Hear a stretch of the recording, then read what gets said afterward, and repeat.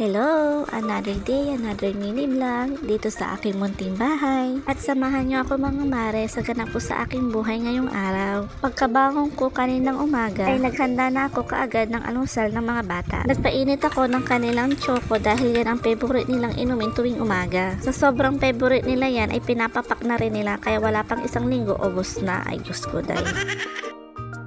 At naghain na rin ako ng kanilang almusal at ginising ko na rin sila sa oras na yan. At nung maliwanag na nga sa labas ay nagbukas na rin ako ng mga bintana. Uy, para pumasok daw ang swerte. Char. At nung kahapon ng hapon nga ay nakapaglaba nga ako ng mga damit namin. At kaninang umaga ay sinampay ko na. Ang hirap ng isang linggong labahan. Pati ba nga likod-likod mo kasukasuhan ay nananakit na. Diyos ko, day matanda na talaga. At nagligpit na rin ako ng mga higaan namin dyan mga mare. Mas maganda yung maaga pa lang ay tapos ka na sa gawaing bahay. Pero sa totoo lang hindi matapos-tapos, char. Ano nakagayak na nga ang mga bata ay nasikaso ko naman dito sa kusina. Bale naghugas ako ng mga pinagkainan nila ay Diyos ko dahil walang katapusang hugasan. Mas maganda na rin yung mayat-mayat ka naghuhugas ng mga pinggan kaysa naman madaming hugasin at masakit sa mata mga mare. At wala lang ibang gagawa kundi ako lang talaga mga mare.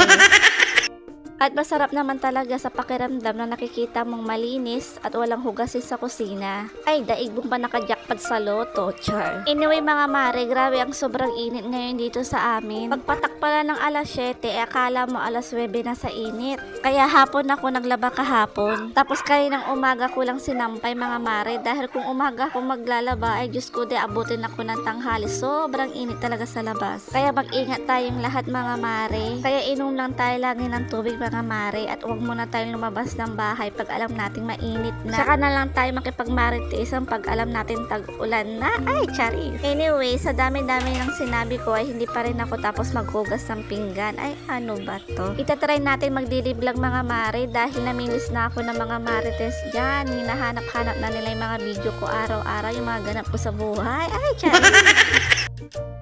Pag ako kasi ang naghugas ng pinggan mga mare, gusto ko malinis yung mga kasulok-sulukan.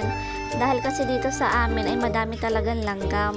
Kunting tapon lang ng kanin ay lalanggamin agad yan. Kaya dapat laging linisin agad. Hindi naman yan sa kaartihan, kundi sa paglilinis ng mga mare. Dahil ayaw mo naman di pagising mo ng umaga, nilalanggam yung mga bahaw mo, diba?